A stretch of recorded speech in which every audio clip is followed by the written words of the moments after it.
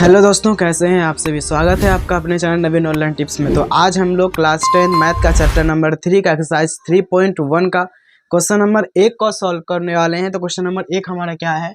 Question number 1 हमारा है कि आफताब अपनी पुत्री से कहता है, एक है क्या? एक है आफताब, जो पुत्र का क्या है, पुत्री का क्या है, पिता है। आफताब अपनी पुत्री से कहता है कि 7 वर्ष पूर्व मैं तुमसे 7 गुनी आयु का था। मतलब कोई आफताब है, कोई पुरुष है, वो अपनी पुत्री से क्या करता है, अपनी बेटी से कहता है कि 7 वर्ष पहले मतलब पूर्व मैं तुमसे कितनी गुनी आयु का था, 7 गुनी आयु का था। और आगे बोलता है कि अब से 3 वर्ष बाद, मतलब अब से जो 3 वर्ष बाद जो आने वाला जो है समय है, उसमें क्या कहता है कि अब से 3 वर्ष बाद मैं तुमसे केवल 3 गुनी आयु का रह जाऊंगा। तो क्वेश्चन बोलता है क्या ये मनोरंजक है? अगर नहीं तो अगर है तो इस स्थिति को बीजगणितीय तथा ग्राफीय रूपों में व्यक्त कीजिए। बीजगणितीय मतलब क्या होता है कि समीकरण के रूप में दिखाना, फिर ग्राफ के रूप में दिखाना। तो सबसे पहले हमको ये पता करना पड़ेगा कि आफताब का अभी मतलब वर्तमान आयु क्या है। जैसे मान लो कि अभी मेरा वर्तमान आयु है 19 वर्ष। कितना वर्ष है? 19 वर्ष है। अब हम क्या करेंगे, इस वायु में से कोई बोलेगा कि इससे आप 7 वर्ष पहले कितने आयु के थे, तो हम लोग क्या करेंगे, 19 में से अभी वर्तमान आयु में से 7 वर्ष को क्या करेंगे, घटा देंगे। अगर कोई बोलेगा कि आप अभी वर्तमान आयु आपका 19 है और आप 3 वर्ष बाद कितने साल के हो जाओगे, कितने वर्ष के हो जाओगे, तो हम क्या करेंगे, 19 में से 3 को जोड़ देंगे। अगर पहले का निकालना होगा तो हम लोग घटाएंगे, और अगर आने वाला का निकालना होगा तो हम लोग क्या करेंगे, जोड़ेंगे। क्या करेंगे? जोड़ेंगे। तो अब हमको ये पता करना पड़ेगा कि आफताब का वर्तमान आयु क्या है। ये तो पता है नहीं, तो हम लोग मान लेंगे, लिखेंगे माना कि आफताब का वर्तमान आयु एक्स वर्ष है। कितना वर्ष है? एक्स वर्ष है। अब उम्र तो दिया हुआ है नहीं, आयु, तो हम लोग मान लेंगे क्या कि आफताब का जो वर्तमान आयु है कितना है, एक्स वर्ष है, तथा उसकी पुत्री का आयु, लिखेंगे तथा पुत्री की आयु तथा पुत्री की वर्तमान आयु कितना वर्ष है? वायु वर्ष है। कितना वर्ष है? वायु वर्ष है। तो हम लोग को ये पता था नहीं कि आफताब का वर्तमान आयु मतलब अभी का आयु कितना है और उसकी पुत्री का आयु कितना है। तो हमने मान लिया कि आफताब का वर्तमान आयु एक्स है और उसकी पुत्री का वर्तमान आयु क्या है? वाई है। क्या है? वाई है। अब हम लोग क्वेश्चन क्या कहता है कि 7 वर्ष पूर्व मतलब पहले जो बीत गया है, 7 वर्ष पूर्व मैं तुमसे 7 गुनी आयु का। तो सबसे पहले हम लोग को 7 वर्ष पूर्व में जाना पड़ेगा। तो लिखेंगे क्या? लिखेंगे 7 वर्ष पूर्व। 7 वर्ष पूर्व लिखेंगे, 7 वर्ष पूर्व क्या? तो सबसे पहले हमको 7 वर्ष पूर्व आफताब का आयु निकालना पड़ेगा। लिखेंगे 7 वर्ष पूर्व आफताब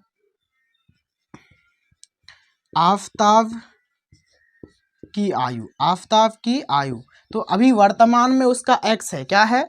एक्स है। लेकिन 7 वर्ष पहले जाएगा वो, तो क्या करेगा, अपने वर्तमान आयु में से 7 वर्ष को क्या करेगा, घटा देगा। जैसे अभी हम 19 वर्ष का है, अगर कोई हमसे पूछे कि 7 वर्ष पहले आप कितने वर्ष के थे, तो हम अपने वर्तमान आयु में से 7 को क्या करेंगे, घटाएंगे। क्या करेंगे?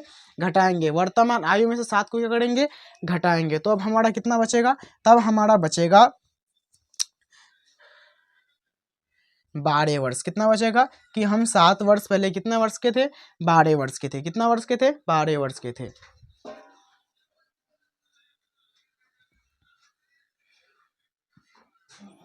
तो अब हम लोग क्या करेंगे, तो आफताब का वर्तमान आयु में 7 वर्ष क्या करेंगे, घटा देंगे। मतलब इतना वर्ष उसका क्या था, आयु था। अब उसका पुत्री का आयु निकालेंगे। तो लिखेंगे पुत्री की आयु। पुत्री की क्या लिखेंगे? पुत्री की आयु। तो पुत्री की आयु को हमने वर्तमान में क्या माना है, वाई। अब इसमें से भी 7 क्या करेंगे, माइनस कर देंगे। क्या करेंगे? माइनस कर देंगे। तो लिखेंगे वाई माइनस 7 वर्ष। वाई माइनस क्या वर्ष? 7 वर्ष। अब बोलता है कि 7 वर्ष पूर्व मैं तुमसे, मैं कौन मतलब आफताब, मैं कौन मतलब आफताब बोलता है कि मैं तुमसे 7 गुनी आयु का था। तो आफताब बोलता है कि ये आफताब का 7 वर्ष पहले वाला उम्र है, कितना है, ये है x-7। आफताब बोलता है कि मैं तुमसे, मतलब मैं मतलब कौन, आफताब बोलता है कि मैं तुमसे 7 वर्ष पहले किससे, अपनी पुत्री से, कितनी गुनी आयु का था, तो अपनी पुत्री से 7 गुनी आयु का था। पुत्री से मतलब पुत्री में क्या होगा, गुना होगा। तो यहाँ पर ये हो जाएगा x माइनस 7 बराबर 7 गुना वाई हो जाएगा 7y, उसके बाद प्लस माइनस माइनस हो जाएगा, साथ साथ कितना हो जाएगा 49। अब हम लोग क्या करेंगे, इसको सॉल्यूशन करेंगे तो ये हो जाएगा x और बराबर के इस पार ये प्लस में 7y, इस पर आएगा तो माइनस में 7y होगा, और बराबर के इस पर ये माइनस 49 है, और बराबर के इस पर ये क्या है, ये है माइनस में 7, उस पर जाएगा किसमें होगा, प्लस में 7 हो जाएगा। तो अब ये हो जाएगा x माइनस 7y बराबर 49 से 7 जाएगा, कितना बचेगा, तो ये बचेगा माइनस में 42, क्योंकि चिन्ह बड़ी संख्या कौन सा चिन्ह है, माइनस चिन्ह है। तो इसको मान लेंगे हम लोग समीकरण 1। क्या मान लेंगे, समीकरण 1। तो ये था हमारा 7 वर्ष पूर्व किसका आयु, आफताब अपनी पुत्री से 7 गुना आयु का था। लेकिन अब आगे क्या बोलता है क्वेश्चन, आगे बोलता है कि अब से 3 वर्ष बाद फिर आफताब, तो 3 वर्ष बाद का सबसे पहले उम्र निकालना पड़ेगा। लिखेंगे 3 वर्ष बाद, 3 वर्ष बाद, 3 वर्ष बाद, 3 वर्ष बाद क्या, सबसे पहले हम लोग पता करेंगे 3 वर्ष बाद आफताब की आयु, किसकी आयु, तो लिखेंगे आफताब की आयु।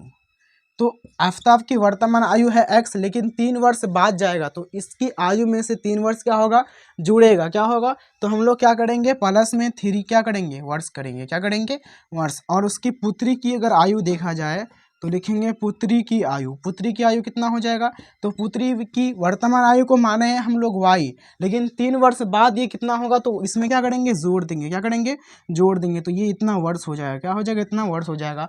तो बोलता है कि अब से 3 वर्ष बाद तुमसे केवल 3 गुनी आयु का रह जाऊंगा। कौन बोलता है, आफताब। तो आफताब 3 वर्ष बाद कितना हो जाएगा, तो ये हो जाएगा x प्लस 3, और आफताब बोलता है कि मैं तुमसे कितना गुनी आयु का रह जाऊंगा, 3 गुनी, मतलब अपनी पुत्री की आयु में से कितनी गुनी, 3 गुनी। तो गुना कर दो, इसका 3 से गुना कर दो, ये हो जाएगा x प्लस 3 बराबर 3 इंटू वाई, क्या हो जाएगा 3y प्लस प्लस प्लस। तो अब हम लोग को 2 समीकरण प्राप्त हो गया। एक समीकरण प्राप्त हो गया x माइनस 7y बराबर माइनस 42, और दूसरा समीकरण प्राप्त हो गया हमको x माइनस 3y बराबर कितना, 6। अब ये तो समीकरण तो प्राप्त हो गया, मतलब बीजगणित के रूप में दिखा दिए, लेकिन अब हम लोग को क्या करना है, अब हम लोग को ग्राफीय रूप में दिखाना है। तो इसके लिए हम लोग क्या करेंगे, सबसे पहले चलेंगे हम लोग समीकरण 1 से। तो लिखेंगे समीकरण कहाँ से, लिखेंगे समीकरण 1 से, मतलब फ्रॉम इक्वेशन फर्स्ट, समीकरण 1 से लिखेंगे। तो समीकरण 1 हमारा क्या है, ये है x minus 7y is equal to कितना है, माइनस कितना है 42, ये समीकरण है। अब इसमें चाहे x का मान निकालिए आप या y का वैल्यू निकालिए, तो हम इसमें x का वैल्यू निकालेंगे तो लिखेंगे x इज इक्वल टू कितना है, माइनस कितना है 42, और बराबर किस पर, ये माइनस में 7y, इस पर यह किस में होगा, ये प्लस में 7y हो जाएगा। और जब भी x का मान निकालने के बाद यहाँ पर हम लोग क्या बनाएंगे, एक डब्बा बनाएंगे, क्या बनाएंगे, डब्बा बनाएंगे, जिसमें x और y का मान रखेंगे, क्या रखेंगे, एक में x का वैल्यू रखेंगे और दूसरा में किसका वैल्यू रखेंगे, y का। अब डब्बा बनाने के बाद इसको फिर से यहाँ पर उतारेंगे तो ये हो जाएगा x बराबर माइनस 42 प्लस कितना 7 इंटू, अब y का ऐसा मान रखो, यहाँ पर y का ऐसा मान रखेंगे कि यहाँ पर मान लो हम लोग y का मान कितना रखते हैं, 7 रखते हैं, कितना रखते हैं 7, तो y का मान रखेंगे 7। अब यहाँ पर ये हो जाएगा माइनस 42 प्लस है साथ साथ कितना होता है 49, कितना होता है 49। अब यहाँ से 49 से अगर 42 जाएगा तो कितना बचेगा 7, प्लस में कितना बचेगा 7 बचेगा। अब हम लोग क्या करेंगे, एक बार और रखेंगे, यहाँ पर y का मान एक बार और रखेंगे, लेकिन बदल कर, यही नहीं कि आप 7 रख दिए तो फिर से 7 रखेंगे, नहीं ऐसा नहीं होता है, उसको बदल करके रखो, ठीक है। लेकिन ऐसा कोशिश करेंगे कि उससे मतलब कम से कम मतलब छोटा से छोटा रखने का प्रयास करेंगे, और ये मान आपको खुद से रखना है, ठीक है। ऐसा नहीं है कि अगर मान लो कोई यहाँ पर 6 रख दिया, कोई 7 रख गया, तो मतलब सब कोई अलग अलग रख सकता है, ऐसा नहीं है। लेकिन उम्मीद इस ये होना चाहिए कि इस मतलब कम से कम संख्या को लिया जाए, ठीक है, जिससे कम से कम संख्या आ जाए। अब हम लोग क्या करेंगे, फिर से क्या करेंगे, फिर से इसी को लेंगे, क्योंकि ये वाला बॉक्स को ही भरना है। तो लिखेंगे x बराबर माइनस 42 प्लस में 7 इंटू, अब y का मान क्या रखेंगे, तो y का मान अगर हम लोग यहाँ पर 6 लेते हैं, कितना लेते हैं 6 लेते हैं, तो ये हो जाता है कितना -42 प्लस 7 6 कितना हो जाता है 42 होता है। तो प्लस माइनस क्या हो जाएगा खत्म, मतलब ये जीरो, कितना आएगा जीरो, दोनों बॉक्स भर गया। तो ये हमारा निकल गया किसका मान, समीकरण 1 का वैल्यू निकल गया। अब हम लोग क्या करेंगे, समीकरण 2 को लेंगे, क्या बनाने के लिए, ग्राफ में दर्शाने के लिए। तो लिखेंगे समीकरण 2 से, लिखेंगे समीकरण कहाँ से, लिखेंगे समीकरण 2 से। समीकरण हमारा 2 क्या है, इक्वेशन 2 हमारा है x - 3y बराबर कितना है 6 है। अब यहाँ से x का वैल्यू निकाल सकते हैं और y का भी वैल्यू निकाल सकते हैं, लेकिन x का वैल्यू निकालने के बाद आपको 6 बॉक्स बनाना पड़ेगा, उन बॉक्स में x और y का मान रखना पड़ेगा। तो हम लोग क्या करेंगे, यहाँ से x का मान निकालेंगे, तो लिखेंगे इसीलिए x बराबर 6 बराबर किस पर, ये माइनस में 3y उस पर जाएगा, तो ये हो जाएगा प्लस में 3y। अब जैसे ही x का मान निकलेगा हम लोग क्या बनाएंगे, बॉक्स बनाएंगे यहाँ पर, और बॉक्स में कितना बॉक्स बनाएंगे 6 बनाएंगे, एक में x का वैल्यू रखेंगे और दूसरा में y का वैल्यू रखेंगे। तो अब हम लोग क्या करेंगे, ये जो हमारा है x का जो वैल्यू आया, ये हमारा x बराबर कितना आया, ये आया 6 + 3 × y। अब y का मान आप ऐसा रखिए कि ज़्यादा बड़ा भी नहीं होना चाहिए और ज़्यादा छोटा भी नहीं होना चाहिए। तो सबसे पहले हम x का मान रख देते हैं 0, सॉरी y का मान रख देते हैं 0, तो y के जगह में आप यहाँ पर 0 लिख देंगे। उसके बाद ये हो जाएगा 6 + 3 × 0 0, और 6 को 0 से 6 का मतलब x का वैल्यू कितना आ गया 6, तो यहाँ पर 6 रखेंगे। एक बार और रखेंगे, लेकिन वही नहीं, अगर एक बार आप 0 रख दिए दूसरा बार 0 रखना नहीं है, आपको डिजिट को चेंज कर देना है। तो लिखेंगे क्या, x बराबर 6 + 3 × अब यहाँ पर अगर हम यहाँ पर अगर -1 रख देते तो ये हो जाएगा कितना, ये हो जाएगा, अगर y का मान -1 रख देते तो ये हो जाएगा 6। उसके बाद क्या है, प्लस माइनस हो जाएगा -3। अब यहाँ पर ये 6 से 3 जाएगा, कितना बचेगा 3, कितना बचेगा 3। तो ये हमारा x और y का मान निकल गया दोनों समीकरण में। अब हम लोग क्या बनाएंगे, ग्राफ। ग्राफ में क्या होता है, एक होता है वर्टिकल लाइन और एक होता है हॉरिजॉन्टल लाइन। तो ये हमारा है, अगर रेखा इस तरह से रहे ग्राफ में तो इसको हम लोग क्या बोलते हैं, इसको हम लोग बोलते हैं वर्टिकल लाइन। और अगर इस तरह से रहे तो इसको हम लोग क्या बोलते हैं, इसको हम लोग बोलते हैं हॉरिजॉन्टल लाइन। मतलब इसको हिंदी में बोलते हैं क्षैतिज रेखा, और इसको इंग्लिश में क्या बोलते हैं, ऊर्ध्वाधर रेखा। क्षैतिज रेखा को दर्शाते हैं x और x डैश से, और ऊर्ध्वाधर रेखा को दर्शाते हैं y और y डैश से। आपको इस मैथ बनाने के लिए आपको एक ग्राफ को भी खरीदना पड़ेगा, जो मार्केट में 20 रुपये में अवेलेबल है। आप वहाँ से जाकर के इस तरह का ग्राफ को भी ले सकते हैं और उसमें आप बना सकते हैं, ठीक है। वहाँ पर लाइन दिया हुआ रहता है। तो ये तो बीच वाला को मानना है क्या, मूल बिंदु मतलब ओरिजिन पॉइंट, वो मानना है। उसके बाद आपको माप करके लेना है, ठीक है। ऐसे मान लो कि यहाँ से यहाँ तक 1 सेंटीमीटर में 1 लिए, तो लिखेंगे 1, फिर उसी माप को मान करके यहाँ पर 2 लेना है, फिर 3, फिर 4, फिर 5, फिर 6 और फिर कितना 7। आपको यहाँ पर उस तरह से डिजिट पे जाना है जैसे आपने इस डब्बा में लिया है। जैसे मान लो हाईएस्ट 7 है ना, तो आपको 7 तक लेना है, या हाईएस्ट 8 तक लेना, उससे ज़्यादा लेना नहीं है। अब हम लोग क्या करेंगे, तो ये जो होता है, ये जो ग्राफ है, इस ग्राफ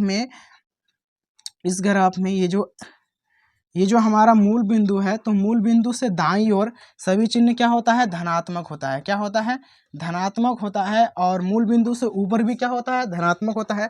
और मूल बिंदु से बाईं ओर क्या होता है, ऋणात्मक होता है। और मूल बिंदु से नीचे भी क्या होता है, ऋणात्मक होता है। मतलब वो जो संख्या होगा वो किस में होगा, माइनस में होगा। किस में होगा, माइनस में होगा। बस ये आपको ध्यान देना है। और ऊपर में भी क्या होगा, प्लस में होगा। बस उसी माप से मापा जाए।